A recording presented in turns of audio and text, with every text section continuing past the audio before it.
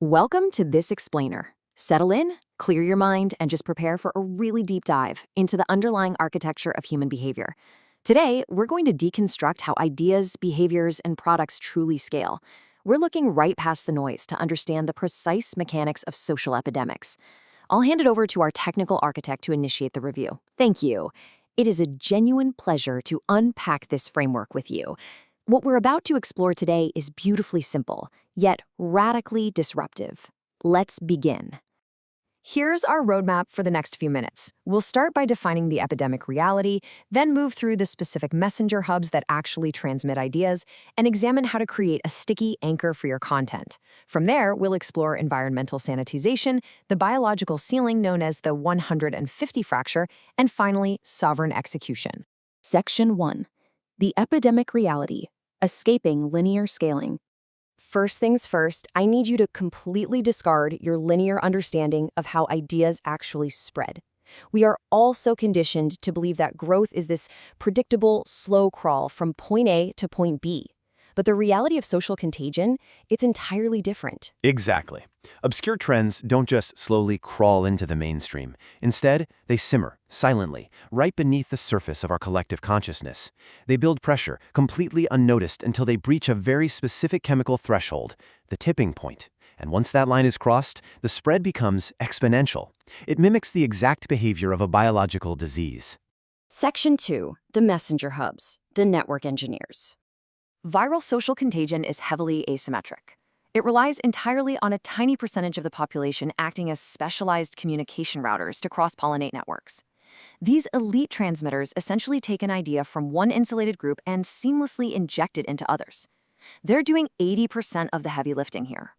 The psychological implications of these three profiles are just fascinating. First, you have the connectors. Think of them as the human network routers who manage thousands of weak ties across totally unrelated worlds. Next, the Mavens. These are your information brokers. Because they acquire data out of pure altruism rather than commercial gain, Mavens wield absolute psychological authority and trust. Finally, the Salesmen. These are the charismatic persuaders who subtly dissolve our subconscious defense shields through microsynchrony. They sync things like blink rates and breathing rhythms within seconds to turn abstract propositions into highly compelling ideas. Section 3. The sticky anchor. Engineering content architecture.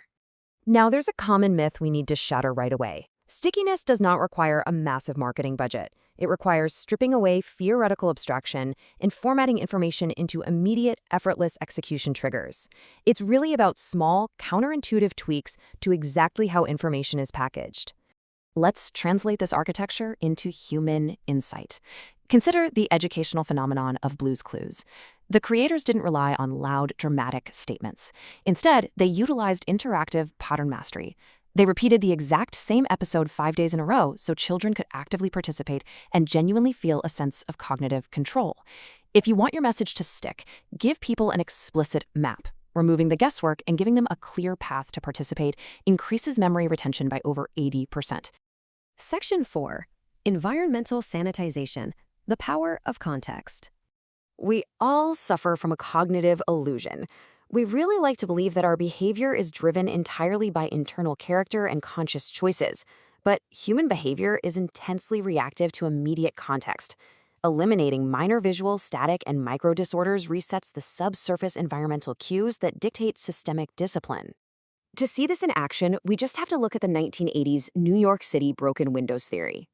Faced with a catastrophic wave of violent crime, transit authorities didn't launch massive economic reforms. No, they addressed seemingly trivial environmental friction. They scrubbed graffiti and arrested turnstile jumpers. You see, graffiti sends a subconscious signal that no one is in control, which actually lowers the barrier to severe crime. By cleaning the environment, they reset those contextual cues and violent crime plummeted. Change the environment and you instantly change the subconscious behavior. Section 5. The 150 fracture.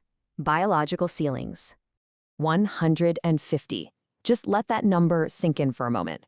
In evolutionary biology, this specific ceiling is known as Dunbar's number. The structural reality behind this concept is absolutely essential for anyone building a business or a community. Dunbar's number represents a strict biological ceiling for high-trust cooperation. To preserve organic alignment and eliminate friction, core operational groups must remain under the 150 threshold. The manufacturing giant Gore-Tex actually scales using this exact model.